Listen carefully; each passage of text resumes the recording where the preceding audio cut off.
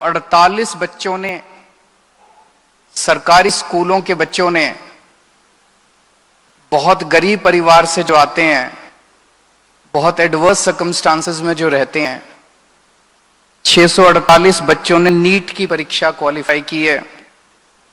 उसमें 199 लड़के हैं और 449 लड़कियां हैं। एक बार सबके लिए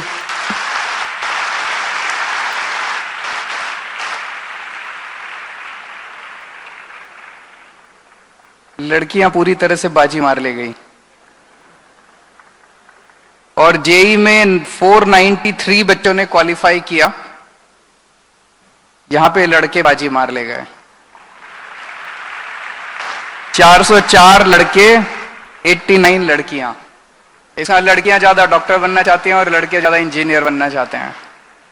1141 बच्चों ने इस साल दिल्ली सरकार के स्कूलों से 1141 बच्चों ने जेई और नीट क्वालिफाई किया है। इन सभी बच्चों को मैं शुभकामनाएं देता हूं, इनके पेरेंट्स को शुभकामनाएं देता हूं, इनके टीचर्स को शुभकामनाएं देता हूं।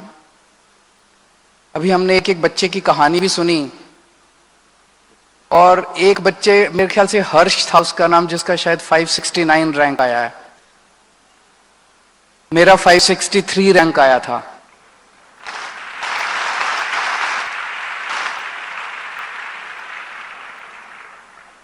उन्नीस 1985 में मैंने आईआईटी के पेपर, जेई के पेपर दिए थे। मेरा 563 रैंक था, इनका 569 रैंक आया है। मेरा एक सपना था, इस देश ने मुझे बहुत कुछ दिया है, मैं बहुत साधारण व्यक्ति हूं और आज जो कुछ, बैठो बच्चे बैठो, और आज जो कुछ भी हूं इस देश की वजह से हूं। इस देश ने मुझे बहुत कुछ दिया है। मेरा एक सपना था कि जो शिक्षा मुझे मेरे देश ने दी है, मुझे बहुत अच्छी शिक्षा मिली अपनी जिंदगी में, जो शिक्षा मुझे मेरे देश ने दी है वैसी ही शिक्षा, वैसी ही अच्छी शिक्षा मैं इस देश के हर बच्चे को मुहैया करा पाऊं, चाहे वो गरीब का बच्चा हो चाहे अमीर का बच्चा हो। और आज मुझे बेहद खुशी है कि दिल्ली के अंदर कम से कम हम लोग हर गरीब के बच्चे को और हर अमीर के बच्चे को अच्छी से अच्छी शिक्षा मुहैया करा पा रहे हैं। जितने बच्चों ने क्वालिफाई किया है उन सब बच्चों से भी मेरी विनती है, आप लोग डॉक्टर बनोगे, आप लोग इंजीनियर बनोगे, आप खूब फलो फूलो आगे बढ़ो। दो चीजें हैं, एक तो अपने परिवार को मत भूल जाना, अपने माँ बाप को मत भूल जाना। अभी कई बच्चों ने अपनी अपनी कहानियां सुनी, कैसे उनके माँ बाप ने, अपने टीचर्स को भी मत भूल जाना, कैसे उनके माँ बाप ने बड़ी कठिन परिस्थितियों के अंदर अपना पेट काट के बच्चों को पढ़ाया है। तो जब डॉक्टर बन जाओ, इंजीनियर बन जाओ, माँ बाप का ख्याल रखना, टीचर्स का ख्याल रखना और सबसे इंपॉर्टेंट देश के लिए कुछ करना। ये जो इतनी अच्छी आपको शिक्षा मिली, इतनी अच्छी जो शिक्षा मिली, सारी शिक्षा आपको फ्री में मिली। कुछ भी फ्री में नहीं आता, इसमें देश का पैसा लगा, लोगों का पैसा लगा, गरीबों का पैसा लगा। इस देश का गरीब से गरीब आदमी भी टैक्स देता है। जब हम दूध पीते हैं उस पर टैक्स लगता है, जीएसटी। जब हम दही खाते हैं उस पर टैक्स लगता है। जब हम किताब खरीदते हैं, माचिस खरीदते हैं बाजार से, उस पर टैक्स लगता है। तो इस देश का भिखारी भी टैक्स देता है, जैसे वो बाजार से कुछ खरीद के लाता है उस पर टैक्स देता है। उसके गरीब से गरीब लोगों के टैक्स के पैसे से आप लोगों को इतनी शानदार शिक्षा मिली है। तो देश को मत भूल जाना जब डॉक्टर इंजीनियर बन जाओ, ये बहुत जरूरी है। जितने लोग डॉक्टर बन रहे हैं, आज कसम खा के जाओ कि कम से कम आधे मरीज गरीबों के देखोगे और फ्री में देखोगे।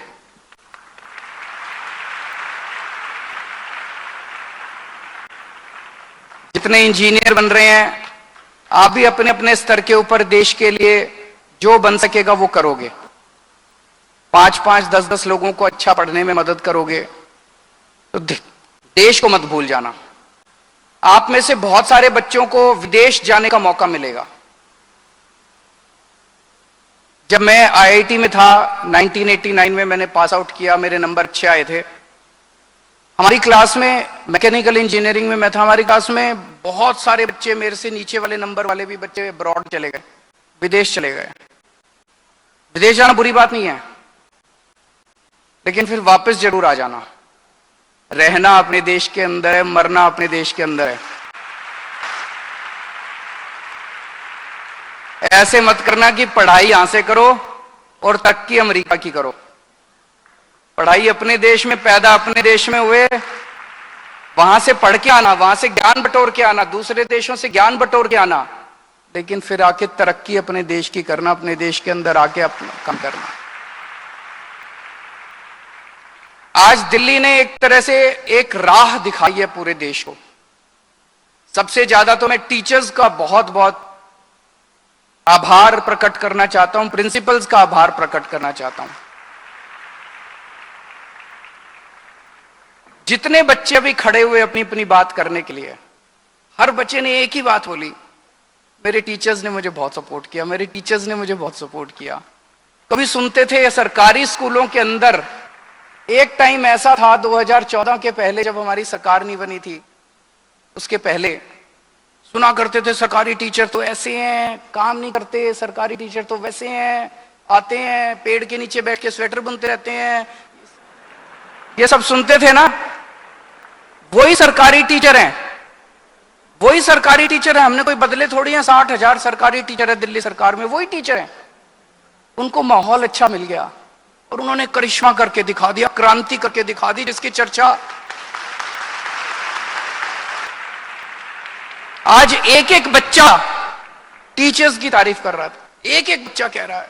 और मैं भी सरकारी स्कूलों में जब भी जाता हूं, बच्चों से बात करता हूं, सारे बच्चे एक ही बात बोलते हैं, हमारे टीचर्स ने बड़ा सपोर्ट किया, हमारे टीचर्स ने बड़ा सपोर्ट किया। Salute to the teachers.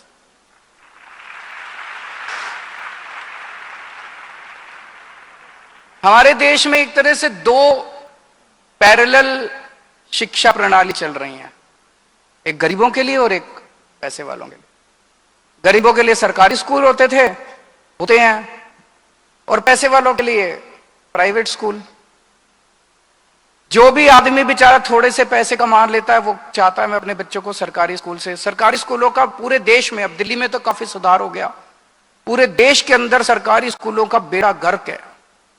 18 crore बच्चे अपने देश के सरकारी स्कूलों में पढ़ते हैं। 10 लाख सरकारी स्कूल हैं देश के अंदर। और मुझे ये शब्द इस्तेमाल करने के लिए माफ कीजिएगा, लेकिन बाकी देश के अंदर जो सरकारी स्कूल हैं, कई अच्छे भी हैं, सारे खराब नहीं है, लेकिन जो खराब है उनका कबाड़ खाने से ज्यादा अच्छा उनका स्टेटस नहीं है सरकारी स्कूलों का। उन्हें ठीक करना है, उन्हें ठीक करना है। गरीबों के 18 करोड़ बच्चों का भविष्य खराब है। 18 करोड़ बच्चे इन सरकारी स्कूलों में पढ़ते हैं। एक माहौल ये बनता जा रहा था देश के अंदर कि सरकार स्कूल चलाती है, government can not run the school, government can not run the hospitals. सरकार स्कूल चला नहीं सकती, इसलिए इनको सबको प्राइवेट को दे दो। बीच में तो एक माहौल चला था कि सीएसआर में चैरिटेबल बेसिस से 4 स्कूल इस कंपनी को दे दो, 4 स्कूल उस कंपनी को दे दो, 4 स्कूल इस कंपनी को। Education is not a matter of charity, education is a matter of right. एक बच्चे का अधिकार है, जो इस देश के अंदर पैदा होता है, उसका अधिकार है कि उसे अच्छी से अच्छी शिक्षा मिलनी चाहिए। किसी के रहमो करम के ऊपर, चैरिटी के ऊपर थोड़ी हमारे बच्चे पढ़ेंगे। और एक माहौल बना दिया गया देश के अंदर कि सरकार स्कूल नहीं चलाती तो स्कूलों को, सरकारी स्कूलों को बंद कर दिया जाए, सरकारी स्कूलों को बंद कर दिया जाए। सरकारी स्कूल अगर बंद हो गए, ये 18 करोड़ बच्चे जो सरकारी स्कूलों में जाते हैं, इनके माँ बाप के पास पैसे नहीं है। अगर सरकारी स्कूलों को हमने बंद कर दिया तो ये 18 करोड़ बच्चे तो अनपढ़ रह जाएंगे। और अगर 18 करोड़ बच्चे हमारे अनपढ़ रह गए तो देश आगे कैसे बढ़ेगा? देश दुनिया का नंबर 1 देश कैसे बनेगा? भारत दुनिया का नंबर 1 देश कैसे बनेगा? एक ही चीज है जो भारत को नंबर 1 बना सकती है, वो है शिक्षा। आज जितने बच्चों की कहानियां सुन रहे हैं, किसी के पिताजी 8,000 रुपए महीना कमाते हैं, किसी के पिताजी 10,000 रुपए महीना कमाते हैं, किसी के पिताजी 15,000 रुपए महीना कमाते हैं। अब ये बच्चा आईआईटी से पढ़ के आएगा, उसकी स्टार्टिंग सैलरी 2 लाख रुपए महीना होगी। डॉक्टर बनेगा, उसकी स्टार्टिंग तनख्वाह 3 लाख रुपए महीना होगी। तो उतने परिवार तो अमीर हो गए ना। हम अपने देश को अमीर कैसे बनाएंगे? हम अपने देश को अमीर कोई पैसे बांट के थोड़ी बनाएंगे। शिक्षा दे दो सबको, हर बच्चे को अच्छी शिक्षा दे दो, वो अपने परिवार को अमीर बना लेगा। अगर हम अपने हर बच्चे को अच्छी शिक्षा दे देंगे, एक जनरेशन के अंदर, एक पीढ़ी के अंदर हम अपने देश से गरीबी दूर कर सकते हैं। ये मेरा दिल कहता है और ये हमने करके दिखा दिया। तो मेरा अपना मानना है, पहले ये कहते थे सरकारी स्कूल ठीक नहीं हो सकते। आप सबने, मेरा और मनीष जी का तो इतना ही कंट्रीब्यूशन है, हम आपके बीच में आके भाषण दे जाते हैं, लेकिन सारा काम किया पेरेंट्स ने, सारा काम किया टीचर्स ने, सारा काम किया प्रिंसिपल्स ने, सारा काम किया बच्चों ने। आपने एक क्रांति का लाई है दिल्ली के अंदर, जिसने पूरे देश को दिशा दिखाई है कि सरकारी स्कूल भी ठीक हो सकते हैं।